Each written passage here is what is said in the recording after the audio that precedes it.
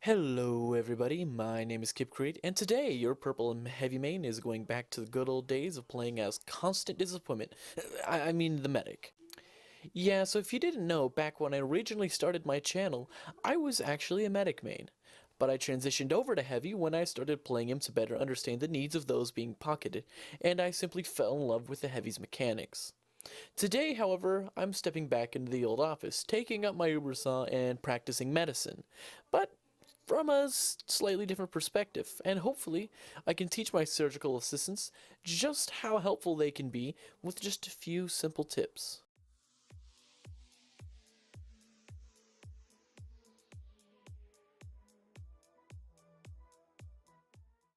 Before I begin, I'd highly suggest that any medic main take some time to play heavy, or whatever class you prefer to pocket, and for heavy mains to play a good bit of medic. This teaches you firsthand how these particular classes function and what they need from each other in order to work optimally.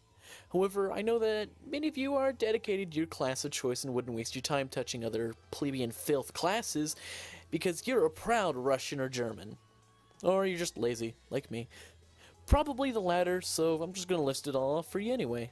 So, to start things off, I'd like to say that the Medigun has range.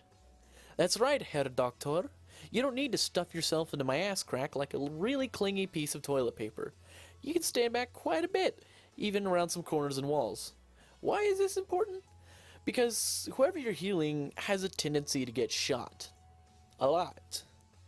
And that's fine, because they're a lot tougher than you. However, all too often I see medics get dropped like a sack of potatoes in the hands of an Irishman because they thought it'd be good to stand right next to the guy with 3 rockets coming at him and 6 stickies beneath his feet. Standing back helps you survive a lot longer and keeps you out of the line of fire, which keeps you alive and keeps your team alive longer too. As a side note to this tip, always remember to stay behind your target. You're a prime target, and as such, you're the first to be shot at. So keep behind your much stronger friends, and they'll keep you out of the line of fire for the most part. The only exception to this is when uber charging with Snock. When you're invincible, it can really help your pocket to body block opponents in gunfire, especially when distracting sentries. Secondly, remember the old rule, pop it, don't drop it. Uber is a huge power, and its usefulness and ability to completely turn the tide of a battle cannot be overstated. However, oftentimes the massive power it holds tend to make quite a few medics afraid to use it, for fear of being an inopportune time or wasting it, and they end up losing their trump card completely because they refuse to use it unless things were perfectly aligned for them. In my book, there's no such thing as completely wasted Uber. As long as you used it to gain some ground, take out a bothersome opponent, or simply to stall back the enemy team and hold out for your own, you've done something. And as such, I think if the situation's getting a little hot for you, hit that right click, because you never really know how much you can do until you just do it. And it's better to survive a situation and have done even just an iota of good than to have lost the potential for it entirely. Thirdly, never ever hard pocket. As much as that one guy is tearing through the enemy team, and as much as you want to whore your strange medigun and farm those assists, the thing is, this is Team Fortress, and there's a whole lot going on than just that one guy with the unusual that looks pretty good. If a scout runs back with his health in the red, help him out. The demo's on fire 3 feet from the health pack, make sure he makes it there. Running to the battle and there's a few people with you, buff them up for the coming fight.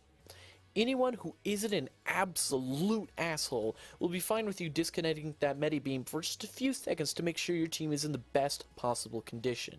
Next, watch your pockets back and let your pocket watch yours. Communication is the key.